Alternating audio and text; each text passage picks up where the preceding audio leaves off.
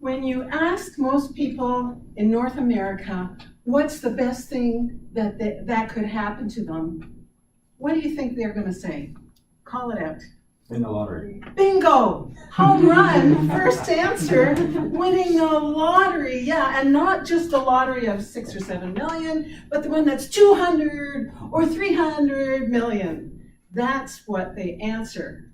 Now, 2 or 3 years later, research says that these people have not had an extraordinary change in their life, and their life is not extraordinarily better.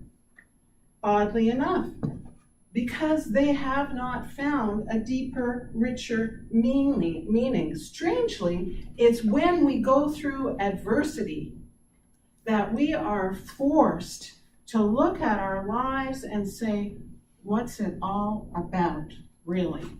It's when we face a health loss, when we face a job loss, or when our house burns down in Fort McMurray, that we sit down in the ashes and we say, what is my life all about? My dreams have been burned up. So what is my destiny? And we all have a destiny. When we look around in nature, everything has a purpose. You go for a walk and the birds have a purpose and the ants have a purpose and the elephants have a purpose and you have a purpose as well. That's the way you were made. You have a purpose. And when we find the bigger purpose that's bigger than our dreams, we discover a level of living that's deeper and richer. Now, this is where the Field of Dreams comes in. How many of you have ever seen that movie or know about it? Okay, almost a lot of us, but not everybody. Let me give you a little background. Ray is a farmer that has this dream of building a baseball diamond on his farm. And he does that after he hears this whisper. If you build it, he will come. And sure enough, it's almost magical. These players come out of the cornfields, players of a bygone era, dressed in their full uniforms, and they start playing ball. And Ray meets a doctor, Doc Graham. And Doc Graham was a young man with those players in his field of dreams.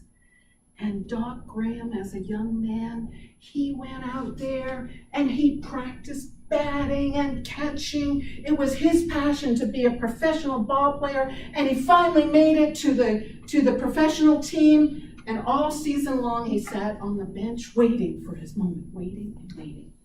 The last game, the last 5 minutes. Coach turns to him, kid, get on the field. I want you to play right field. Get over there. And this was his moment. He wanted something fantastic to happen, and he had 5 minutes. In those 5 minutes, nothing happened.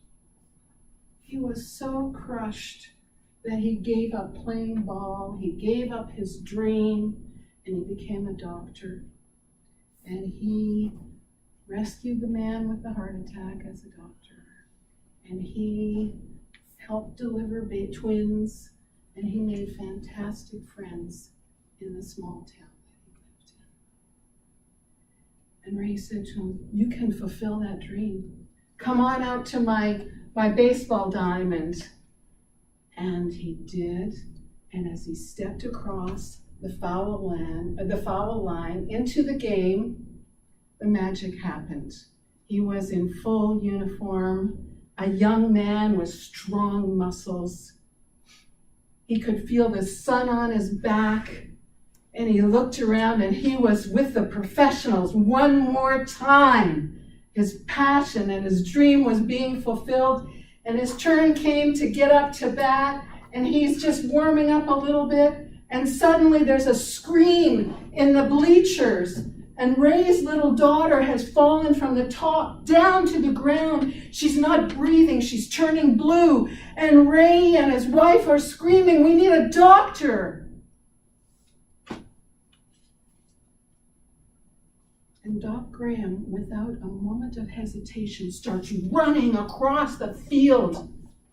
And he gets to the foul line and he stops there for a moment. And then he steps over, knowing that his dream, he can never go back into that game. The dream is over. The magic is over for him.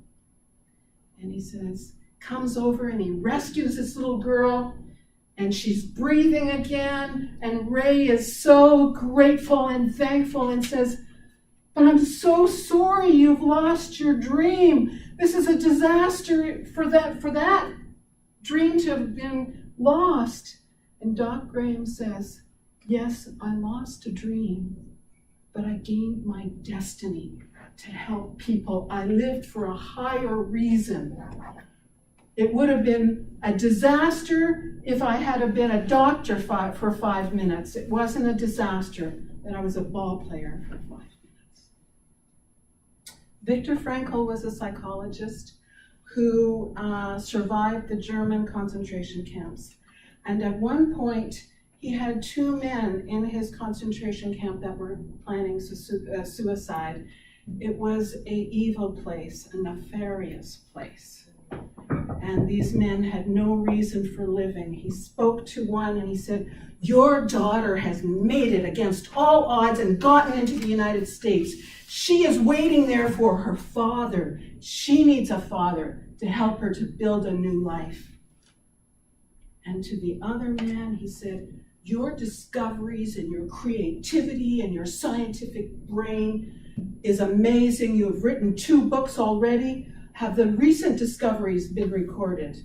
And the scientist said, no. Do you want them to be recorded? Yes, that would give my life deep meaning, to share with the world these inventions that I've come up with.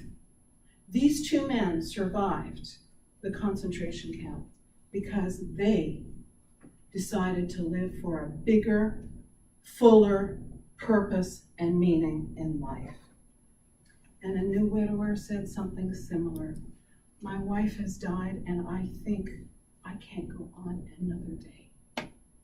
And the psychiatrist said to him, your wife died, but if you had died first, how would your wife have felt? It would have killed her.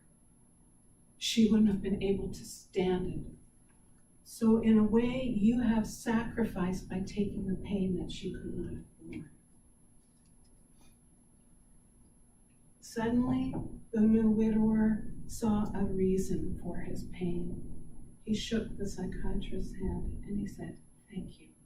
You have given me meaning for my pain. This is a sacrifice of love to her. How about you and I? We will have pain in our lives. There will be moments when our dreams die, but you have a destiny. You have a future. You have something to live for that's bigger. You have a hope. You too may have those dreams die, but it will be worth it because you will inspire someone. You will make sure your children don't go through what you went through. You will make sure that you teach someone something important about life. And you too will fulfill your greater and bigger destiny, bigger than yourself. Mr. Toastmaster.